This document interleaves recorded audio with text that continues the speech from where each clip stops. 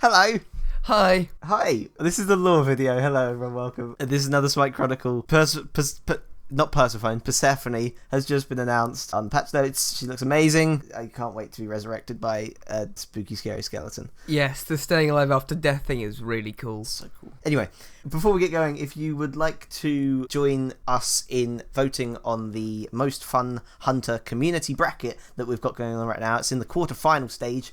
You can click the link in the description.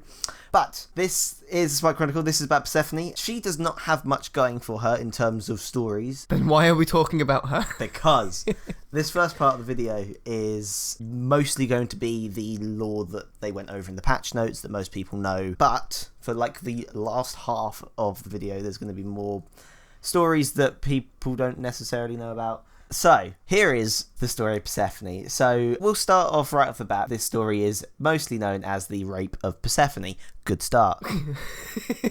Considering this story is called the Rape of Persephone, they had a pretty good marriage. As they said in patch notes, one of the best marriages in Greek mythology. Marriage? Yeah. Did she marry her rapist? We'll start. Zeus, it is said, permitted Hades, who was in love with the beautiful Persephone, to abduct her, as her mother Demeter was not likely to allow her daughter to go down to Hades. So, Zeus, basically Hades said to Zeus, I really want her. Zeus said, well, her mother won't let her go. You could just steal her if you want. And Hades went, okay, fine, I'll do that. Oh my god, this is a good start. Just consider, when listening to this story, remember that this ended happily. Persephone was gathering flowers in a field when Hades came to abduct her. They're obviously... like other lore stories, there are different versions, but they're mainly the same. Hades came to abduct her, burst into a cleft in the earth. Demeter, Persephone's mother, when she found her daughter had disappeared, searched for her all over the earth with Hecate, who's a goddess, with Hecate's torches. In most versions, she forbids the earth to produce. So all of the farmland of earth just stops growing because she can do that. She was so upset, she just stops the earth from growing. What's she the goddess of then? Is she a goddess or just a really pissed off mother? Because I think they're on kind of equal power levels. She's goddess of the harvest. Right, okay. That makes more sense. Very similar to Persephone. She neglects the earth, and in the depth of her despair, she causes nothing to grow. Helios, the sun god, one of the sun gods, who sees everything, eventually told Demeter what had happened to Persephone, and she discovered that the place of Persephone's abode was hell with Hades. So, because Demeter made the world completely not grow, Zeus, pressed by the cries of the hungry people and by the other deities who also heard their anguish of the earth not growing, forced Hades to return Persephone. Hades indeed complied with the request, but first he tricked her, giving her some pomegranate seeds to eat. Right? Ooh, classic trick. I do that all the time. That's good. That's really good one. That's classic. Whenever I'm tricking someone, I always give them some pomegranate seeds. Oh, God. They never know what's going to hit them. Persephone was released by Hermes, who had been sent to retrieve her by Zeus. But because she had tasted food in the underworld, this is a rule, anyone that consumes food in hell is obliged to spend some part of the year in hell. So because she tasted food in the underworld, she was obliged to spend a third of each year in hell. Being raped by Hades in hell. Yes, and the remaining part of the year with the gods above. And then she got Stockholm Syndrome. Yeah, pretty much. It seems like that. I don't know, unless Hades is just a really good host. I don't know. Good at something else, I'll tell you that much. Yeah, I bet. Don't put that in. There can't be a message out there that rape is okay if you're really good at it. When Demeter and Persephone were reunited, the earth flourished with vegetation and colour once again, because Demeter, her mother, got her daughter back and she was happy again. But for some months each year, when Persephone returned to Hades in the underworld for those winter months, the earth once again became a barren realm. This is an origin story to explain the seasons. That's cool.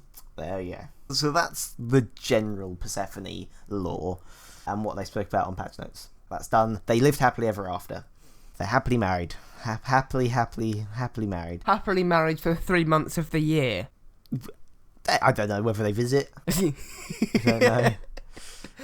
So, during Demeter's search for her daughter, She travelled long distances and had many minor adventures along the way. In one adventure, she received a hospitable welcome whilst on her adventure from a guy called Celeus, who was the father of Triptolemus and his brother Demophon. Celeus, the father of the two boys, asked Demeter to nurse Demophon, also known as the killer of men, and Triptolemus, because they were unhealthy, whatever. Was he christened the killer of men?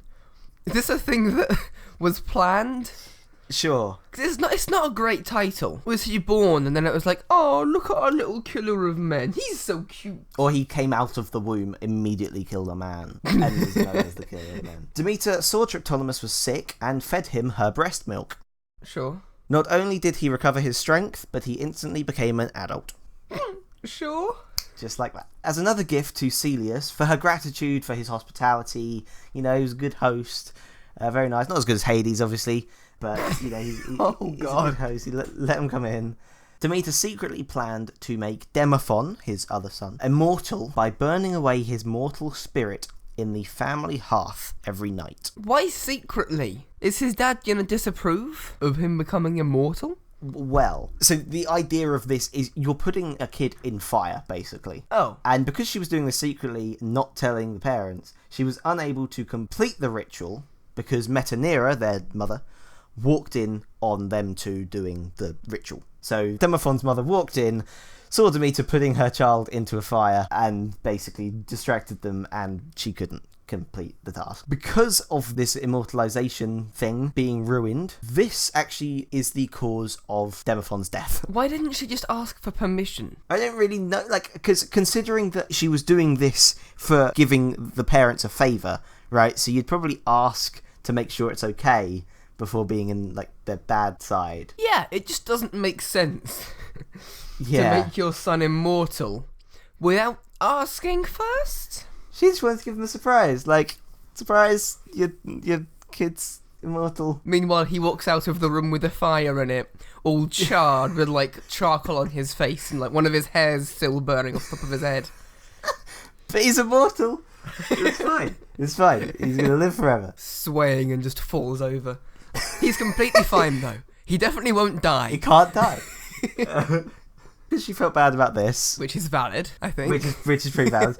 She decides to instead teach Triptolemus, Demophon's brother, Celeus' other son, the art of agriculture, and from him, the rest of Greece learned to plant and reap crops. Why didn't they know that beforehand? Was she keeping the secret to making food a secret?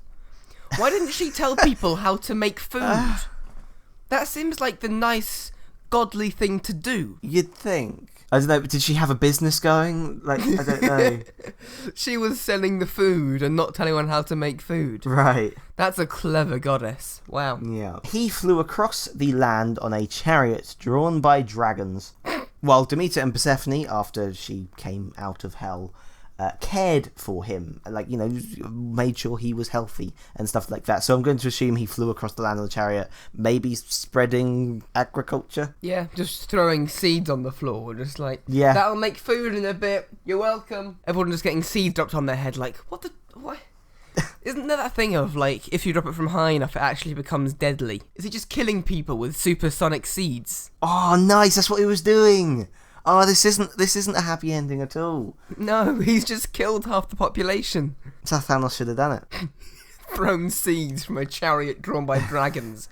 That'd be a better film, surely. So Demeter and Persephone helped him complete his mission of educating the whole of Greece in the art of agriculture. Isn't that a lovely, lovely story? That's feel good, wholesome Greek story. She was on other adventures whilst trying to track down Persephone. Some less wholesome adventures, if I were to wager a guess. Oh, good guess. Poseidon is in this story. Poseidon pursued Demeter, who hid from him among the horses of King Onkeos. So Poseidon really wanted to get in with Demeter, right? Slide into those, I don't know, what did they have in those days? Hermes sent letters. Right. But Demeter wasn't having any of that, so she turned herself into a horse. There's a lot of very predatory Greek gods, is what I'm learning from this lore session. Yes. Yes. I mean, I should know that from Zeus. I mean, it is now Zeus, Poseidon, Hades. That's the brothers, right? I mean, to be fair, they had a bit of a difficult upbringing. Doesn't excuse it. Doesn't excuse it. But apparently having a big penis does. So... No, that's not a thing. We can't do that. So she's turned herself into a horse, but even in the form of a horse, she could not conceal her divinity from Poseidon. In the form of a stallion, Poseidon caught her and raped her. So her anger at Poseidon and the loss of her daughter drove her to dress all in black and retreat into a cave in order to purify herself. An act which was the cause of a universal famine. I'm assuming they were part of a famine at that point anyway, but it was, I guess, worse now that she was in a cave. Yeah. Was she still attractive when she was in the horse state? That's actually, yeah, I didn't think about that. I mean, he was also a horse, so maybe his... Yes, but there was a time period where Poseidon was human and she was a horse, and Poseidon thought, ooh, I gotta get me some of that. True, actually, yes. So that was another one of her adventures, getting raped by Poseidon. Adventures. Yes. I don't think you can class this as an adventure. This is a traumatic story she told her therapist. Is there a therapist of the gods? That's a good question. They need it. That therapist has got a lot of shit on her shoulders. So the last adventure of Demeter I want to talk about is the story of a guy called Erysichthon. Erysichthon ordered all of the trees in one of Demeter's sacred groves to be cut down in order for him to build himself a feasting hall. One tree in the sacred grove was found to be covered with votive wreaths, which are symbols of the prayers Demeter had granted. And so Erysichthon's men refused to cut it down. So, because his men weren't doing it, Erysichthon himself used an axe to cut the tree down. Fine. I'll do it myself. Are we going to have a Marvel reference in every Chronicle? We've already had a Thanos reference this time around. There's got to be at least 2 Marvel references in every SMITE Chronicles. By cutting this tree down, he killed a dryad nymph in the process. Right. The nymph's dying words were a curse on Erysichthon. Demeter punished Erysichthon for chopping down her tree by calling upon Limos, or Limos, but probably Limos, the spirit of unrelenting and insatiable hunger. And the god of limos. And the god of limousines. And Demeter wanted Limos to enter Erysichthon's stomach. So this spirit of unrelenting and insatiable hunger was now in Erysichthon's stomach. The more Erysichthon ate, the hungrier he became. This was the thing that Limos was doing inside of his stomach. Erysichthon sold all of his possessions to buy food to quench this hunger, but he was still hungry. He even sold his own daughter, Mestra, into slavery. Mestra was freed from slavery by her former lover, Poseidon, who gave her the gift of shape-shifting into any creature at will to escape her bonds. Specifically horses, because that's what Poseidon was into. Erysichthon used her shape-shifting ability to sell her numerous times to make more money so that he can buy more food to feed himself. But no amount of food was enough. And so eventually, Erysichthon ate himself. Oh, God. That was the story of Persephone and Hades and Demeter. Mostly Demeter, actually. Mostly Demeter, and a whole bunch of interesting adventures. She lives a crap life. However bad your life is, just bear in mind. You're not Demeter. You're not Demeter. Thanks for listening. Again, if you want to join us on that most fun Hunter community brackets, there's a link in the description. And if you'd like to join our Discord, that's a thing now, and you can do that in the description as well. If you have any law suggestions that you want us to talk about, then feel free to let us know in the comments of this video or in the video suggestions chat in our Discord. Danny will be there and he'll give them a good old read. I will, yeah, do let me know. We've had people in there doing whole stories and stuff like that and fully researched things. You can do that if you want, that's great. But also if you just have a couple sentences about a story that you want us to tell, also do that and I'll do the research myself. Just please talk to us. We're desperate for attention and validation. Speaking of desperate for attention, do watch some more of our videos. There's a video on the left. There's a video on the left from our most recent SMITE Chronicle, all about Amaterasu and a cave and a striptease. Yes, that is Jeff Bridges in a stripper's outfit. And on the right is the video that inspired us to make the Most Fun Hunter community bracket, where us two go through the bracket ourselves. So, thank you for watching. Take care. Bye bye.